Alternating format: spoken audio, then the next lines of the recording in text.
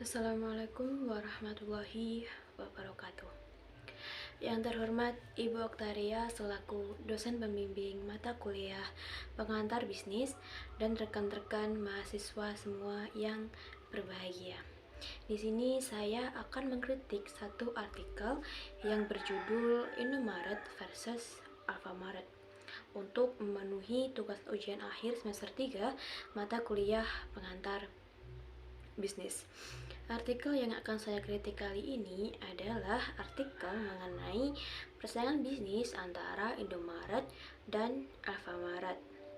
Sebelumnya, saya akan sedikit membacakan ringkasan dari artikel tersebut. Nah, pada artikel tersebut disebutkan bahwa di banyak daerah di mana ada Indomaret, hampir bisa dipastikan di dekatnya atau bahkan di sebelahnya persis ada Alfamart. Kemudian disebutkan pada artikel tersebut, persaingan antara Alfamart dan Indomaret itu ditinjau dari jumlah gerai, harga barang, dan keunggulan masing-masing minimarket. Dari segi gerai disebutkan bahwa berdasarkan data dari PT Indomarko Prismatama sebagai perusahaan yang menaungi bisnis minimarket Indomaret, per Januari 2020, total gerai Indomaret di seluruh Indonesia mencapai 17.681. Sedangkan untuk Alfamart, dari data PT Sumber Avaria Trijaya Tbk selaku perusahaan yang menaungi Alfamart, jumlah total gerai mereka per kuartal ketiga 2020 mencapai 17.129. Hanya beda sedikit ya dari jumlah gerai mereka. Sampai ada rumor yang mengatakan bahwa Indomaret tak punya tim riset wilayah sebab mereka mengandalkan hasil riset Alfamart.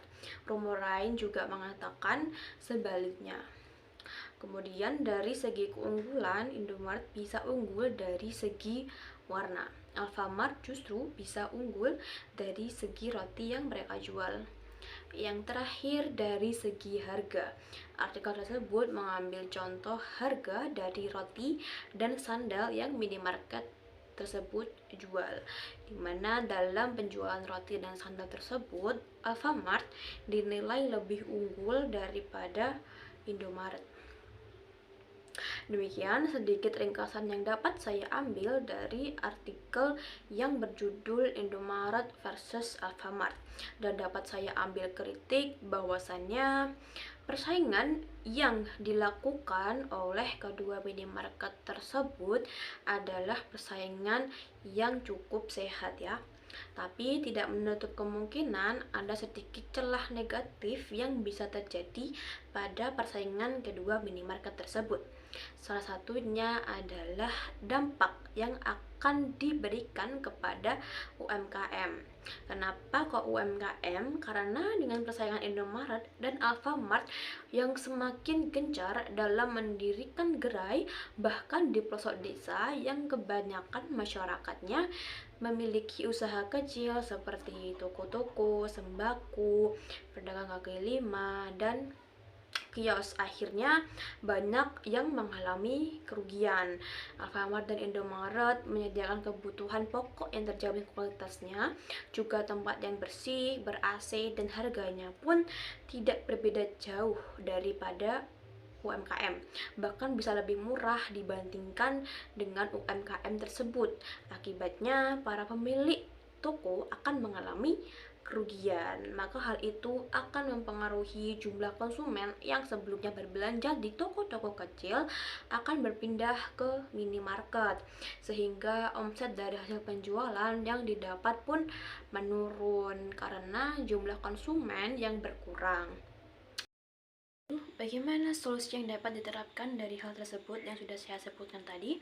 Nah, solusi yang dapat saya sarankan adalah yang pertama, kesadaran daripada perusahaan pendiri Indomaret dan Alfamart agar tidak mendirikan gerai di daerah pemukiman yang mayoritas penduduknya memiliki usaha UMKM. Kemudian yang kedua itu adalah peran pemerintah. Kenapa peran pemerintah? Karena dengan adanya peran pemerintah dengan membuat aturan pembatasan pendirian minimarket seperti Alfamart dan Indomaret agar jumlah konsumen bisa merata dan seimbang antara minimarket dan UMKM. Kemudian yang terakhir atau yang ketiga yaitu lebih meningkatkan promosi daripada UMKM agar peminat UMKM lebih tinggi dan berkembang dari segi konsumen dan segi inovasi produk yang diperjualbelikan. Seperti itu. Demikian daripada pemaparan kritik yang sudah saya sampaikan. Apabila ada kurang lebihnya saya mohon maaf. Sekian dari saya. Wassalamualaikum warahmatullahi wabarakatuh.